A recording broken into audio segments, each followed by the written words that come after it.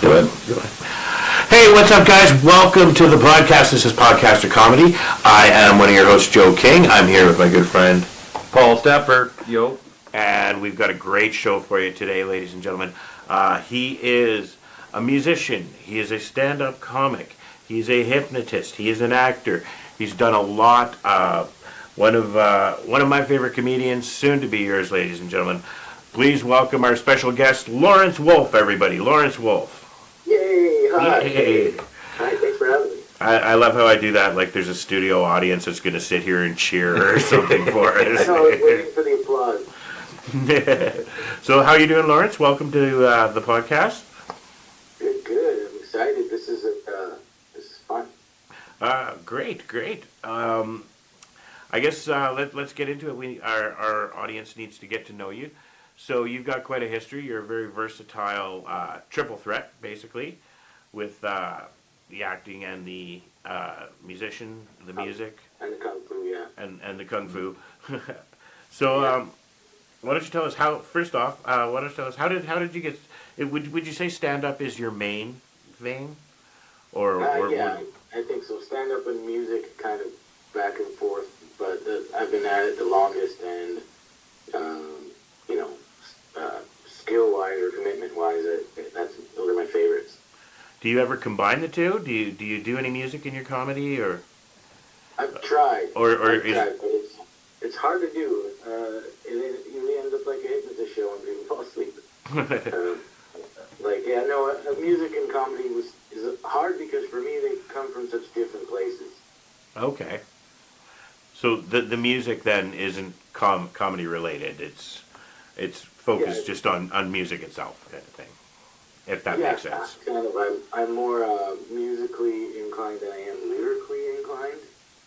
I think it's because I'm like an overthinker, perfectionist wannabe, and so nothing ever comes out right in music, lyric-wise.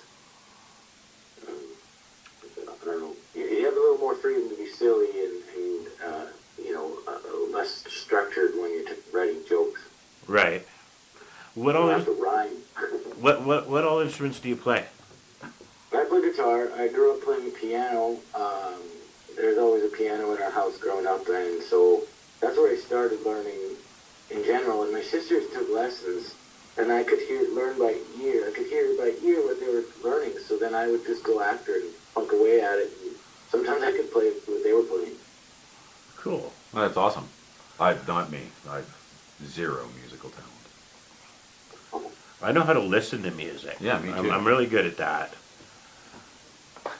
I can watch. And I'm really good at knowing obscure facts about music and musicians and bands. I'm music, part of music. Pretty much. Yeah. No kidding. I know the liner notes off by heart. Let me ask you this, Lawrence. When did you first dip your toe in the comedy well? I think like junior high was when I kind of learned or discovered that I'm funny or that I want to be, and it was just like a commitment straight to a bit, and it was in front. It wasn't necessarily an audience, but it was a classroom, and so that was my audience, and I decided this is going to be a joke, and it's either going to fail or do well, and it went a little bit well. The hot girl of the school laughed at it, and I got in big trouble, but I was like, I'm like, oh, it worked. Validation. So then I then I learned a little bit about comedy and was like, oh man, you got to write your own joke too. That's how it starts for most comics, though, basically. The hot girl laughs, but the teacher gets pissed off. That's, Yeah. When did you do your Nowadays the hot girl is a teacher. Yeah.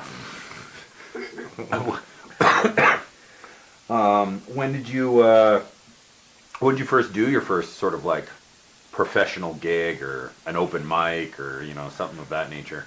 Your first time.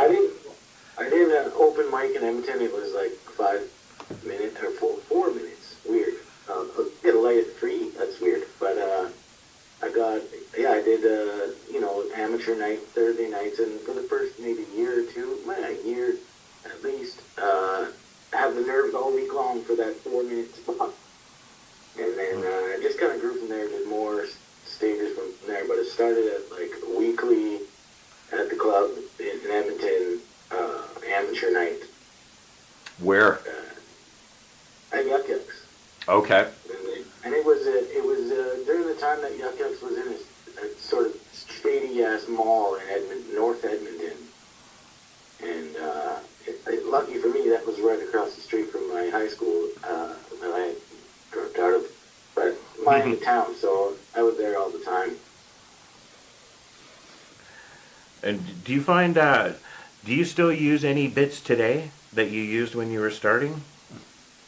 Some of them have morphed into a little more.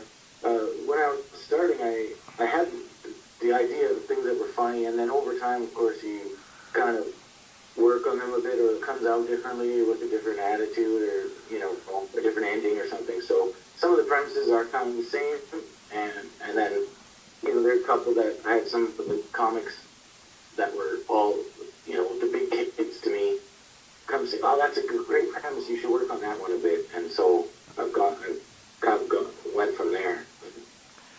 Now, you also used to work as a hypnotist for a while. You did hypnotism as well. Can you tell us about that and where it took you and how the hypnotist days?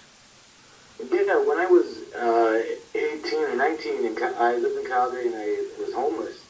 And so I'm looking for work, and one of the jobs that I found was a roadie for a hypnotist. And I had played in bands, and I knew, sound systems and that sort of thing. And so I applied in June and didn't get the job. But then in November, I get a call from his agent, or his manager, which is his wife. And she said, "Can you be on a plane to Regina tomorrow?" And I'm like, yep. And so I quit my job and told the girl I was dating, I'm leaving tomorrow indefinitely. And so I went and toured as a hypnotist for a year. And then after that, just kind of was like, I want to do that. And so I took a course in Red Deer and Calgary and started doing my own show in about 2003 or 4.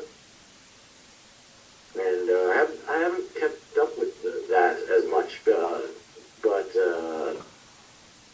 yeah, it's fun. It's not quite the same freedom as like I was saying earlier, writing jokes. Not as fun for me.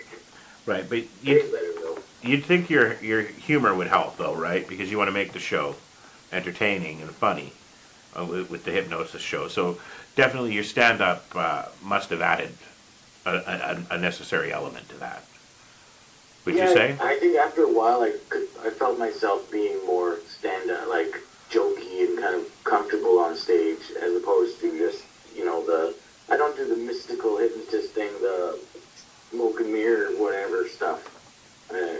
I've never been like that, but a little less showy, and a little more sort of let's have fun.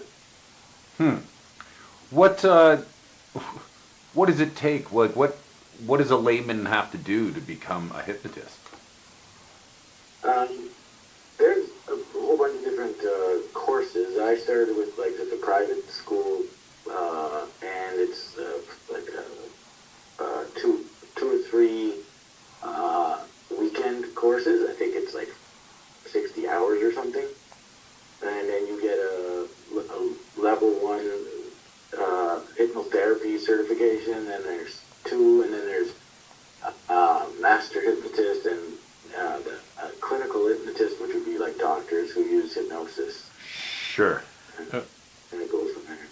It seems like this would be a powerful tool. Basically, I guess my question is this something that could work on girls? And if so, can we all count our stars that Bill Cosby never discovered hypnosis? I think that's the answer, is unfortunately not. You have to use it for good, not evil. Yeah, basically. Well, through hypnosis, you wouldn't do something hypnotized that you wouldn't do otherwise. Right, I've heard that before. Yeah, so, I mean, and sometimes that's a little risky in itself for some people. but yeah, you can't get anyone to another interesting story from your past. I understand you did an interesting McDonald's tour that took you Yeah, all over it was North a- America. it was Can like you tell us a little about that? It was through McDonald's head office. I had a friend that I worked with in like doing tech stuff and sound stuff, and he said I got this sweet gig. I travel around with Ronald McDonald, and we do shows in schools, and we do special events, and it's called McDonald's Special Events, and we need a guy this weekend. Can you fill in? I'm like, sure. Filled in, and eventually that guy quit. So the boss in Vancouver called me and said, well, we'll give you the contract. So I worked full-time for 4 years, I think, for that, or 3 years at least, for that. And we, like I said, we traveled with Ronald McDonald. There was a big truck and trailer and a dressing room in the trailer for Ronald? for him. For Sir, Mr. McDonald? Yeah, I forgot that I'm not supposed. We weren't supposed to talk about him like he was a person. It was just supposed to be Ronald McDonald and stick to that script. And it's so ridiculous because you'd be talking to like full-on like normal adults and be like, no, he's from Ronald McDonald land. Oh. Oh God. Yeah.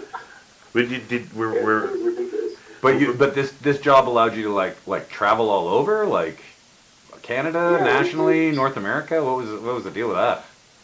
It was throughout Canada, so we did like 18 days of training in Toronto with a big team, and we went all over Ontario, Southern Ontario, and yeah, that was really cool.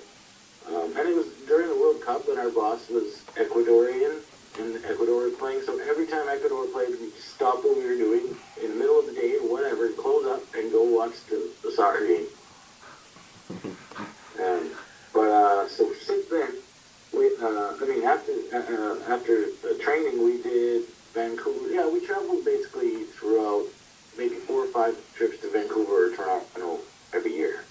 That's crazy. Were there- And like focusing in schools, like elementary schools, and just sort of entertaining kids, or Yeah, so there was a school show. It was about an hour-long show, and there was set up in a gym. There was a big screen in the middle, and like a big stage. There were these big backdrop things, and 3 cameras and 3 moving lights, and two guys would set it up, and then Ronald would come on his own, and he'd come do the show and run out to the trailer, and he'd be gone before we saw him. So sometimes we never saw that guy. But what about Grimace or the Hamburglar, Mayor McCheese? We saw Were them any at of them other involved special too? We saw them at other special events. I could have worn the Grimace costume at Big Valley Jamboree. Well, that would have been cool. Grimace is always everybody's favorite. From McDonald Land. I think that was when I had a lot of weight on, so I think I would have sweated to death in there. Well, that's quite interesting. So, in addition to that, you do music, of course. We touched on the music. Have you brought any clips with you at all? Yeah, I have a couple. There's back in the mid-2000s, I guess, while I worked with that McDonald's thing, I recorded a little EP thing with 6 songs on it, and I have a couple of those here.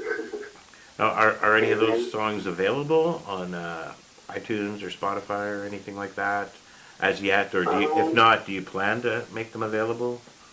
I have a SoundCloud account that I kind of post stuff randomly every once in a while if I'm listening to or editing. I don't have the same recording setup that I used to have, so it's not as technical as it used to be now. It's just usually me and a guitar, me and a piano and phone or something.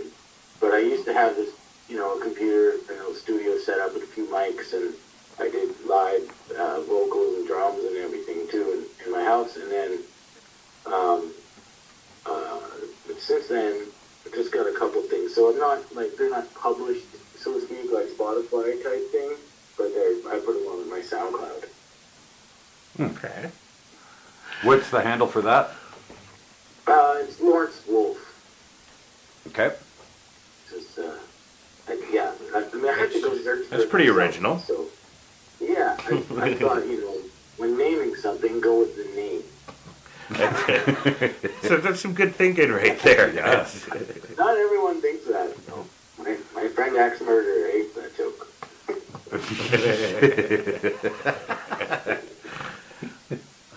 Do what you know, I guess. Yeah. All right. Well, I think we're pretty much out of time, Lawrence. But we want to thank you for joining Very us much. today.